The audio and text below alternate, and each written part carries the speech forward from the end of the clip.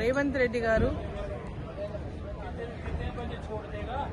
వేయాలనుకుంటున్నటువంటి HCU భూముల యొక్క వేలాన్ని వెంబడే ఆపివేయాలి. గతంలో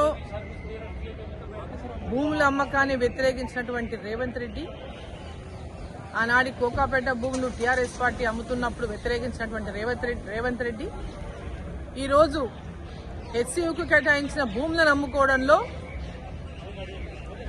ఎందుకు అమ్ముకోవాల్సి వస్తూ ఉంది? ఒక విద్యా సంస్థకి ఇచ్చినటువంటి భూములని ఈరోజు వాళ్ళు పొజిషన్ తీసుకోకపోయిండొచ్చు, బట్ ఆ భూములను కేటాయించింది హెచ్సియుకు మాత్రమే. అనేక విద్యా సంస్థలు అక్కడ వచ్చినాయి. ఈరోజు ఆ భూమిని వేలం వేయాలని, దాని ద్వారా తాము ప్రకటించినటువంటి ఏవైతే 6 గ్యారంటీలు ఉన్నాయో వాటి కోసం ఈ డబ్బును ఉపయోగించుకోవాలని, ఈ వేలం వేస్తే ఈ భూముల ద్వారా ఎవరికైతే అండర్స్టాండింగ్తో లోపల మాట్లాడుకుని ఈ వేలాన్ని ఈరోజు వేయాలని నిర్ణయించుకున్నారో తమ సొంత లాభం కోసం మాత్రమే ఇవాళ ఈ భూముల వేలాన్ని వేస్తా ఉన్నారు. తెలంగాణ ప్రజల కోసం కాదు. ఈరోజు పెద్ద ఎత్తున విద్యార్థులంతా కూడా ఉద్యమం చేస్తూ ఉంటే దాన్ని వద్దని అడ్డుకుంటా ఉంటే రేవంత్ రెడ్డి గారికి అంతగానో దాని మీద ఆ భూములను వేలం వేయడానికి పట్టుబట్టడంలో అర్థం ఏముంది? దాని వెనుక ఉన్నటువంటి మతలబేంది?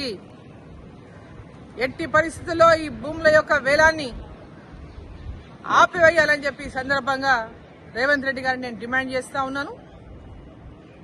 ఇప్పటికే గతంలో అనేక భూములు అమ్ముకొని అప్పులు తెచ్చుకొని అప్పులు కట్టడానికనో పథకాలను ప్రజలను మోసం చేసి అబద్దాలు చెప్పి పథకాల పేర్లు చెప్పి అధికారంలోకి వచ్చినటువంటి పార్టీలు భూములను అమ్మి రాష్ట్రాన్ని అప్పుల కూపంలో ముంచి రాష్ట్రానికి భవిష్యత్తు లేకుండా, రాష్ట్రంలో ఉన్న విద్యార్థులకు భవిష్యత్తు లేకుండా, రాష్ట్ర ప్రజలకు భవిష్యత్తు లేకుండా, రాష్ట్ర అభివృద్ధికి భవిష్యత్తు లేకుండా చేస్తున్నటువంటి తీరును రాష్ట్రంలో ప్రజలందరూ కూడా ఈరోజు గమనిస్తూ వ్యతిరేకిస్తూ ఉంటే రేవంత్ రెడ్డి గారు ప్రజల యొక్క